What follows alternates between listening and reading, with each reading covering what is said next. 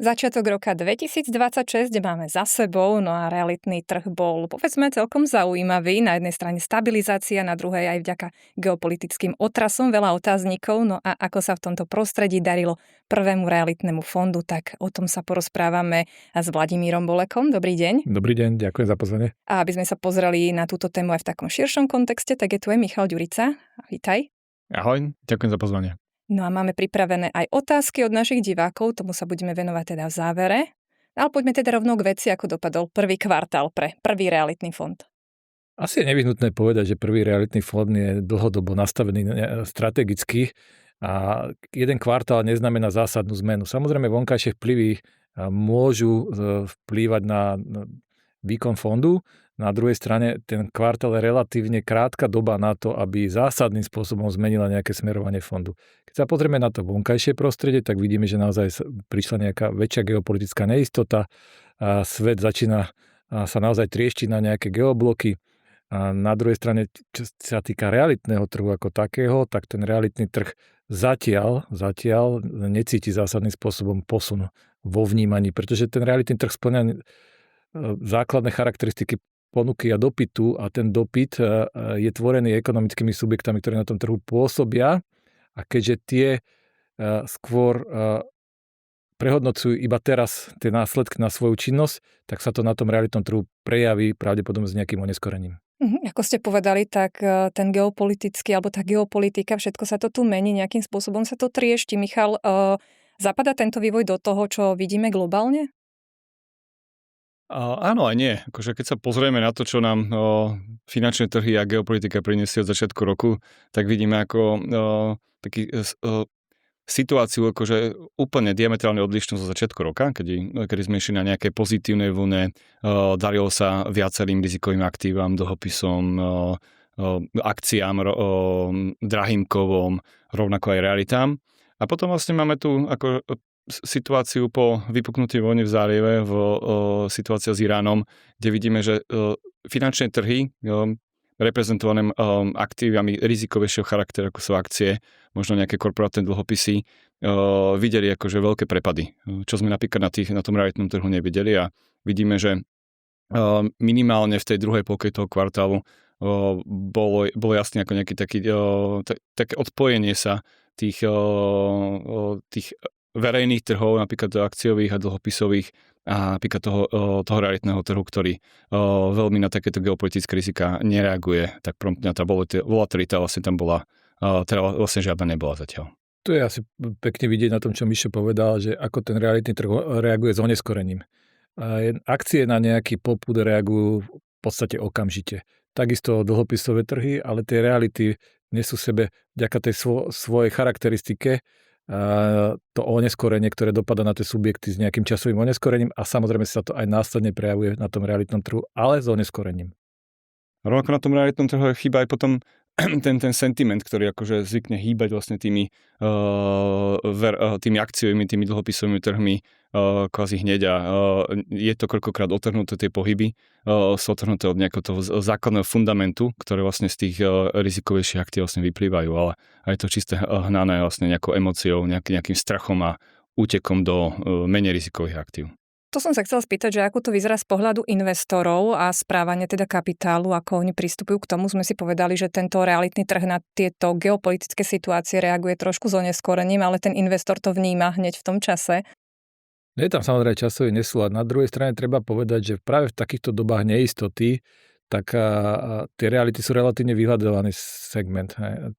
To sú jeden z aktív, keď je ten objem strachu na trhu väčší, tak ľudia sa sťahujú z tých rizikovejších aktív a vstupujú práve do veľkej miery do tých realitných alebo ešte ďalších fyzických aktív, pretože to pre nich predstavuje nejakú mieru istoty alebo to spájajú si s nejakou mierou istoty, lebo samozrejme aj tento trh má svoje rizika a tiež na ňo vplýva všetko ostatné, tie ekonomické vzťahy jednoducho takisto na ňo vplývajú, ale z hľadiska pohľadu investorov práve v takýchto obdobách neistoty majú radi tú tehlu, keď to poviem veľmi ľudovo, tak vtedy ten objem investícií do realít paradoxne zvykne rásť. Michal, či doplníme túto odpoveď, alebo aký? Úplne súhlasím a veľmi pekne vidno, ako vlastne v prípade takýchto možno geopolitických negatívnych situácií, ako zažívame práve teraz, alebo nejaké zvýšené volatility, zvýšenej tej averzii k riziku, dokážu vlastne tie reality byť veľmi pekný stabilizačný prvok toho portfólia a ponúkajú investorom, ktorí možno odchádzajú vlastne z tých rizikovejších aktív, nejaký taký bezpečný prístav v tom mori investícií. A môžem dodať, že práve tí ľudia, alebo tí investori často robia práve takúto chybu, že odchádzajú práve z tých investícií niekedy, ktorí by ani nemali. Naozaj sa v úvodzovkách vystrašia a opustia svoj plán, nedodržajú sa svoje stratégie a presúvajú svoj kapitál medzi triedami a to im spôsobuje nejaké dodatočné náklady a v dlhodobom horizonte konec koncov to im znižuje ich konečný výnos. Ja som sa práve naopak chcela spýtať, či ste zaznamenali za tento prvý kvartál možno nejaký zvýšený záujem o prvý realitný fond? Musím povedať, že áno, objem investícií do realitného fondu oproti minulým rokom naozaj bol vyšší a zaznamenali sme väčší prílev čistých prostriedkov do fondu ako v minulých rokoch. V tomto období. Čiže aj v tej panike, ktorá je možno na tých finančných trhoch, ešte ľudia sú schopní rozmýšľať triezvo, do čoho investujú? Ja by som možno nepoužíval slovo panika, lebo to je silné slovo. Treba povedať, že na tom trhu funguje nejaký index strachu a ten index strachu samozrejme má svoje hranice, má svoje parametre, tak ten trh sa áno posunul do zóny strachu, špeciálne akciový trh alebo aj dlhopisový. Na druhej strane ten vývoj je tak dynamický aktuálne, že sme už dávno nevideli takú dynamiku, lebo obrazne stačí, že sa pán Trump prebudí, dá nejaký tweet a trh dokáže otočiť svoje smerovanie behom jedného dňa. A tu je zase opozit voči tomu je práve ten realitný trh. Že na tú lokálnu nehnuteľnosť nevplýva ten tweet pána Trumpa, tam vplýva naozaj taký ten sedliacky fundament. To znamená, je to obsadené, má to cash flow, plynie z toho ten výnos, ktorý tam bol projektovaný alebo je schopný dosiahnuť ten nehnuteľnosť a vtedy sa nič zásadné ako keby s tou nehnuteľnosťou nedieje. Na našich sociálnych sieťach sme teda vyzvali sledovateľov, aby nám položili, ak majú nejaké otázky na vás, tak konkrétne, teda by sme ich prešli. Je dnes realitný fond stále dobrá investícia oproti napríklad ETF fondom? Tu porovnávame dve úplne rozličné charakteristiky alebo štruktúry produktov, investičných produktov. ETF svet je strašne pestrý, neviem, čo myslel písateľ, ale ETF môže byť na akcie, na dlhopisy, na alternatívne, na komodity. Ten produkt má svoje výhody, má svoje nevýhody a takisto aj realitný fond má svoje výhody a nevýhody. Ide o to, aby si ten konkrétny investor povedal, aký má on vzťah k riziku, aký typ aktív potrebuje aktuálne nastaviť vo svojom vlastnom portfóliu.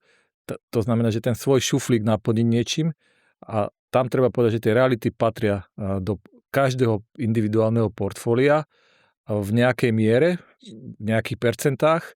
A teraz prvý reality fond je nástroj, aby splnili túto investičnú potrebu daného klienta. Ďalšia otázka. Reaguje prvý realitný fond rovnako rýchlo ako realitný trh a aké sú jeho najväčšie rizika?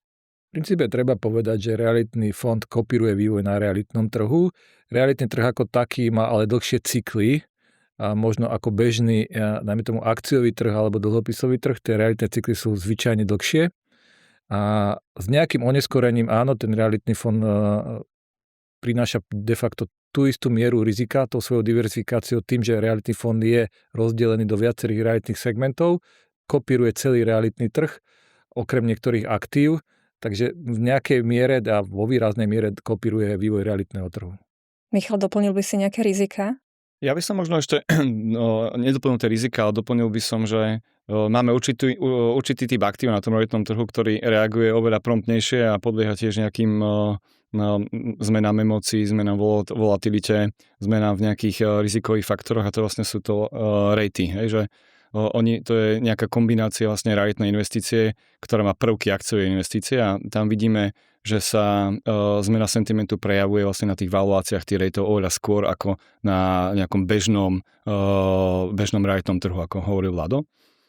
Lebo do toho vstupuje tá emócia tých investorov, ktorí tým, že ten rate de facto má znaky akciovej investície, aj keď podkladové aktíva sú de facto rovnaké ako v realitnom fonde, tak ten rate podlieha tej emócii tých investorov, ktoré v danom trhu vstupujú na ten trh a buď predávajú, alebo kupujú, lebo je to jednoducho cez tú burzu naozaj veľmi ľahké a ten prvok takejto emócie tam je vložený a prináša nejakú zvýšenú volatilitu. A ja by som iba jednu vec nakoniec doplnil, je to aj kvôli tomu, že tam možno je iná skladba tých investorov, že vlastne máme tam samozrejme, že veľkú skupinu dlhodobých investorov, ktorí napríklad tie rejty držia ako dlhodobú perspektívnu investíciu, ale máme tam podľa mňa aj veľmi významnú skupinu nejakých krátkodobých investorov, špekulantov, ktorí vlastne majú úplne iné investičné nároky alebo snažia sa využiť nejaké krátkodobé smerovanie toho trhu. Čiže vlastne čakajú od tej realitnej investície potom úplne niečo iné ako nejaký dlhodobý investor v realitnom sektore. Máme za sebou prvý kvartál, ale máme tu aj otázku, aké sú približné očakávania výnosu prvého realitného fondu za rok 2026. Ja veľmi nerád ako nejaké predikcie, pretože samozrejme ten trh je pán trh a je nevyspytateľný v určitej miere. Na druhej strane máme nejakú historickú skúsenosť a vieme, aké má aktuálne portfólio parametre, čo sa týka obcedenosti, miery zadlženia. Takže na základe toho vieme povedať, že ten realitný fond, ak sa teda nič zásadného nestane, ak nepríde nejaký ekonomický šok, tak by mal dosahovať práve tú výkonnosť toho realitného trhu. A tam sa obracame skôr na tú minulosť a vieme, že sa budeme približovať tým hodnotám, ako bolo v priemere za minulé roky, tak budeme veľmi radi, keď sa nám to podarí dosiahnuť. Má na obsadenosť vplyv aktuálna vládna konsolidácia? Čiastočne áno, pretože tie ekonomické subjekty, ktoré sú teda našimi nájomcami v jednotlivých budovách, a to je jedno v akom segmente, či je to kancelársky, logistický alebo obchodné priestory, sú samozrejme čelia vonkajšiemu prostrediu, ktoré upravuje tá konsolidácia. A to znamená, že má to čiastočný vplyv, pretože daný nájomca môže zvažovať napríklad, že nebude tak rýchlo rásť, to znamená, že nebude rozširovať svoju prevádzku, alebo môže vstúpiť do rokovaní o zmenšení priestorov, lebo jeho biznis model nefunguje tak, ako si možno kreslil pod dopadom tej konsolidácie. Tých scenárov a dopadov je relatívne veľa. Na druhej strane treba povedať, že aj tam pomáha diverzifikácia. Diverzifikácia na úrovni jednotlivej budovy. To znamená, že máte budovu, ktorá má niekoľko poschodí a na každom poschodí máte nájomcu, ktorý pôsobí v inom ekonomickom segmente. Na jednom poschodí máte telekomunikačného operátora, na spodu máte reštauráciu, v strede máte právnickú firmu a každej tej firmy sa tá konsolidácia dotýka iným spôsobom. A to znamená, že vy diverzifikujete to riziko, alebo pracujete s tým rizikom na úrovni tej budovy a viete s ním relatívne pracovať už vopred. Aké scenáre by museli nastať, aby sa pri výbere peňazí z prvého realitného fondu nevyplácalo bezodkladne, ale najskôr do 1 roka? A treba povedať, že realitný fond je manažovaný teda správcovskou spoločnosťou, čo je regulovaný subjekt Národnou bankou a vstupuje tam do svoju rolu hrá takisto depozitár. Sú presne stanovené podmienky, kedy takáto situácia môže nastať. V princípe reality fond ako taký zo zákona musí držať minimálne 10% objemu majetku v hotovosti. My štandardne držíme o mnoho viac, držíme 15 až 25%, záleží od toho, či sa pripravujeme na transakciu alebo nie. Čím ten fond je schopný de facto behom pár dní uspokojiť viac ako 20% svojich investorov pri prípade redemácie. Ak by sa toto číslo presiahlo, ktoré mimochodom o mnoho vyššie ako pri bankách, lebo banky majú kapitálovú primeranosť číslo 8. To znamená, že ten fond je lepšie kapitálovo pripravený na tie výbery. A ak by však takáto situácia nastala, to znamená, že by prišlo väčší objem výberov, ako je, dajme tomu 20% NAV fondu, tak fond môže vyhlásiť, že pozastavuje výplacenie na dobu 1 roka a začína predávať nejaké aktívum, predá aktívum a vypláca investorov. A to znamená, že fond získal ako keby rok na to, aby to aktívum nepredával v stresovej situácii za úplne najnižšiu cenu, lebo to je ten scenár, keď je aktívum vystresované. A keď predá aktívum, predá napríklad kancelárskú budovu v hodnote 50-60 miliónov, to znamená, že ďalších 10% objemu majetku fondu môže byť redemované a takto to môže pokračovať. Ďalšia otázka, taká zaujímavá. Oplatí sa viac investičný byt s hypotékou alebo prvý realitný fond? To je taká strašne triky otázka, pretože nevieme, aká miera hypotéky, to znamená, že koľko bude tvoriť kúpnej ceny bytu, či to je 50%, 60%, 70% a tam vstupuje do toho ten individuálny prepočet. Môžeme ale všeobecnosti povedať, že realitný fond je nástroj na jednoduchý vstup na realitný trh a s relatívne menšou mierou investícií. Ak chcete investičný byt, potrebujete minimálne tých 20% z tej hypotéky, čo pri bratislavskom byte znamená, že potrebujete pár desiatok tisíc. Do realitného fondu môžete vstúpiť s objemom o 20 eur a kupujete si de facto o mnoho väčšiu diverzifikáciu v tom realitnom fonde. Keď vlastníte investičný byt, vlastníte jedno aktívum, máte na to naviazané nejaký objem svojich zdrojov a svojho vlastného majetku. Keď kupujete realitný fond, tak kupujete realitné aktíva, ktoré sú v logistike, ktoré sú v kanceláriách, ktoré sú v obchodnom centre, ktoré sú v alternatívnych realitných investíciách. To znamená, že prípadný negatívny pohyb na tom trhu príbytok vás pri tomto jednom aktívu, ktorý máte investičný byt, priamo trafí. Pri realitnom fonde samozrejme ten dopad je limitovaný, pretože už vnútri v tom fonde sa pracuje s nejakou miera prediktívnosti toho rizika a pracujeme s ním konštantne. Takže je to veľmi individuálna otázka, aby si ten individuálny investor posúdil, do akej miery ten investičný byt spĺňa jeho rizikové nastavenie, jeho parametre, objem majetku vo vzťahu k objemu majetku alebo teda realitný fond, ktorý je naozaj veľmi jednoduchý nástroj vstupu na realitný trh. Tu by si to mohol Michal doplniť, možno aj z hľadiska tých hypoték, že nie sú tie podmienky vždycky alebo každý rok môže sa zmeniť? Presne tak, že ešte doplním na začiatok jednu vec, že pri rozhodovaní sa vlastne, či investujete možno do realitného fondu alebo do tej investičného bytu skrze hypotéku alebo aj bez nej, že ľudia častokrát zanedbávajú možno nejaké také kapitálové výdavky, vlastne, ktorý ten byt potom akože následne akože si vyžaduje, že keď tam máte nejakých nájomcov a vlastne potom do toho raz za 5 rokov treba investovať, ja neviem, investovať do novej kúpeľne, oprava podlahy, ja neviem čokoľvek, nové spotrebič a to potom samozrejme troška mení aj tú výnosnosť toho aktíva vlastne v tom čase. Čiže vlastne netreba podceňovať aj tie nejaké dodatočné výdavky, ktoré hneď na začiatku akože ich nevidieť a prinášajú vlastne so sebou čas. A čo sa týka tvojej otázky na to, že aktuálne sme v nejakom stave, keď hypotéky sú relatívne lacné, akože oproti buď okolitým krajinám alebo napríklad Spojeným štátom americkým a bavíme sa o úrokových mierach od 3 do 4% maximálne, ale bavíme sa o fixáciách možno 3 až 5 rokov. Čiže pri kúpe bytu, akože väčšinou tí investori sa pozrú na to, že vlastne berú si 25-30 ročnú hypotéku a samozrejme tu je riziko toho, že sa tie úrokové sadzby po tej prvotnej alebo druhej fixácii vlastne potom môžu výrazne zmeniť. Že to sme videli, keď sa úrokové sadzby pohli vlastne z tej nulovej úrovne, ktorú sme to mali vlastne v tom post-covidovom období, vrátili na takú, dajme tomu, normálnu úroveň vlastne k tým 3-4%. A viacerým investorom, ale možno aj normálnym rodinám, ktoré si kupovali byt pri úrokových sadzbách 0 alebo 1%, to následne potom už nemusí vychádzať vlastne, keď platia úroky 3-4%. A je veľmi dôležité sa podľa mňa pri takýchto investíciách pozerať na to, že či budem schopný splácať tú hypotéku, keď náhodou tie úroky môžu byť, že 5%. Že je to síce možno nejaký stresový scenár, ale treba rátať aj s nejakým negatívnym vývojom do budúcnosti. Že nerátať iba s nejakým optimistickým alebo veľmi dobrým scenárom. Tiež je dôležité dodať, že prenájom investičného bytu alebo práca s investičným bytom je de facto podnikanie. To znamená, že musíte sa registrovať, lebo tam spadáte do nejakých daňových povinností.